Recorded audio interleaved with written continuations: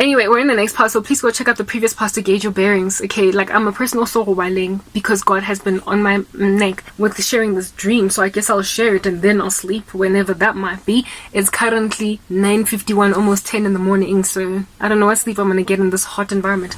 Anyway, whatever. So that's what this dude did. He took me to the airport. Finally I got to see him face to face, and he looked like this Okie from when I was a kid. So essentially what the Lord was showing me is that this dude would genuinely have feelings, genuinely have respect for me. We genuinely hit it off, but he would somewhere along the way just go pear-shaped, run awry. And this is because he's not in and of himself rooted in him, and has not have had junk and gunk up, like, taken out of him, uprooted. Like classism, all these nasty habits of character that we gather for ourselves as we go along and along and along. Righto. This dude then finally, the sister brings him in, and he looks like this Okie, and guess what? He's dressed in all red. I remember he was first shrouded, he looking like a black horse, shrouded in darkness, and looking like that guy that I made out with that I don't want to be with, right? So, basically God was showing me with that it would be a space of compromise, but I would settle for this dude. Anyway, however, I would eventually decide to turn my back on this decision. And now he was looking like him, like a better, like not like an ominous little creature from the abyss. Now he was looking like a normal human being, but he was wearing all red, and red in my dreams. And it's just my dreams. I keep saying this and putting it out as a caveat so people don't go on right ahead and say, but that's not how red is interpreted according to the Bible. God has always used the color red in my dreams to represent or presence of witchcraft. For me alone in particular. And so therefore, please don't apply to your own dreams. This is how he relates with me. And he was wearing, in my dreams, this dude, all red. His outfit was red. He was wearing some red outfit. And long story short, he was shrouded in the occult, in dark arts. Satan is trying so hard to marry me off to a guy involved in magic, guys. It's like akuzi muntu into my life that even if he's not a born-again Christian, umuntu nje oziphilelayo, but he's not interested in witchcraft. He doesn't dabble. I don't even get asked by men like those. The men that have pursued me ever since I came to Christ. Ever since I came to Christ. It's like they have all been involved in witchcraft. All of them. And 2 of them I accommodated thinking they were Christians. Gaufela. It's like he keeps on sending me men into the occult, and that is because of the severity of the desire for the devil to use me for his own kingdom. He wants me to work in the kingdom of darkness. So if he can marry me to a man that is involved in the kingdom of darkness, it'll be easier for him to wean me off Christ and into the kingdom of darkness, to win me over for the darkness because my husband is in it. And so the bond that we share together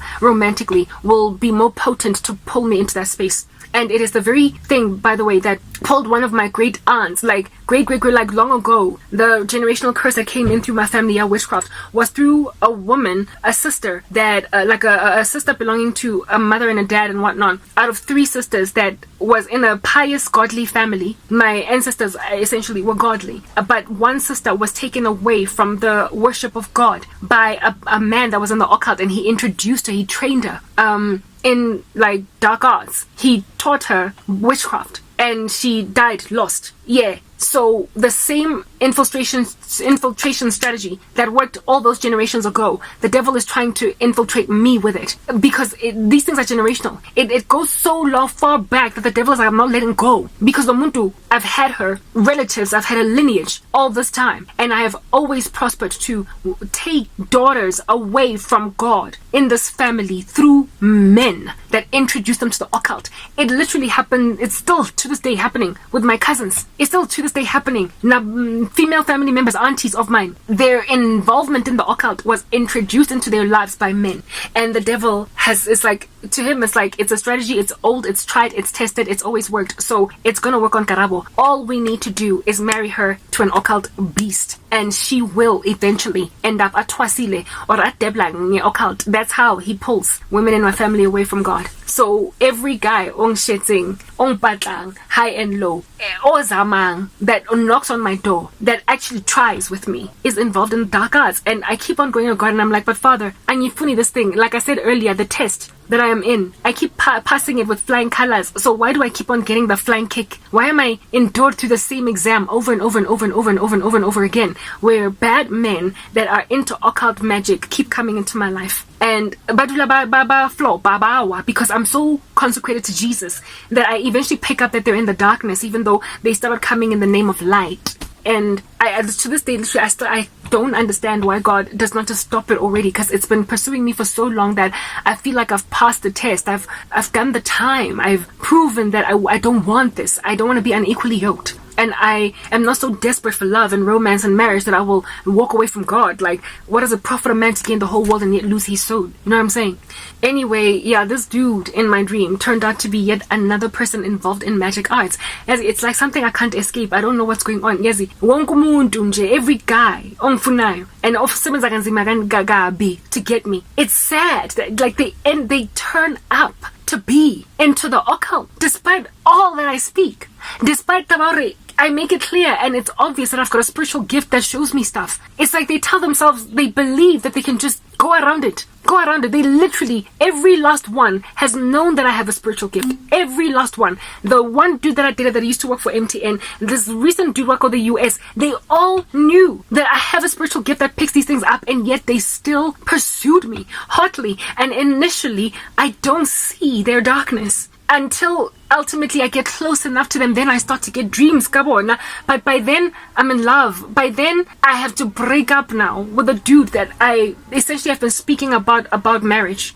I've been speaking with about marriage. I find myself having to dump a guy that I thought was going to be my husband. And I just, like, for me, it's like, how long am I going to keep it? I feel so cursed, but, you know, I guess it's the modes that I'm going through. But I get the occult high and low, and I've rejected it so much that I'm just like, at this point, God, it's clear I'm not going there. Please just give me my freedom. But I guess he's giving me this dream in advance because he has mercy on the fact that they come in stealthily, successfully, I fall in love, and then only I walk away. And so this time around, I believe he's blocking it because he's showing it to me in advance before it even comes, to a point of even having shown me the granular details of this man, like motoko Botswana, blah blah, etc. So this dude was wearing a red outfit, and I knew from waking up that that meant he was involved in sorcery. However, just like with Themba Loya when I was 21, he was decent enough to, upon recognizing I've got fears that his men are going to rape me if they drop me off at the airport, he personally drove me to the airport to go back to South Africa. He literally, exactly the same way that Themba and I parted ways back in the day, was the way that me and this dude parted ways. He realized I didn't want to be with him, but instead of being bitter and throwing me to be destitute on the street, he, drove me like a gentleman back home and then was like, bye. Yeah, okay, but this dude, however, because I was so scared that he was just gonna leave me destitute, I was sort of kind of beggy of him, so he would continuously have compassion on me all the way up until I board the airplane, so he doesn't change his mind, because I understood him at that stage to be a man that held great power. I don't know what this man is, who he is. He was represented in a very poverty-stricken capacity in the dream, but that's only because of his spiritual state.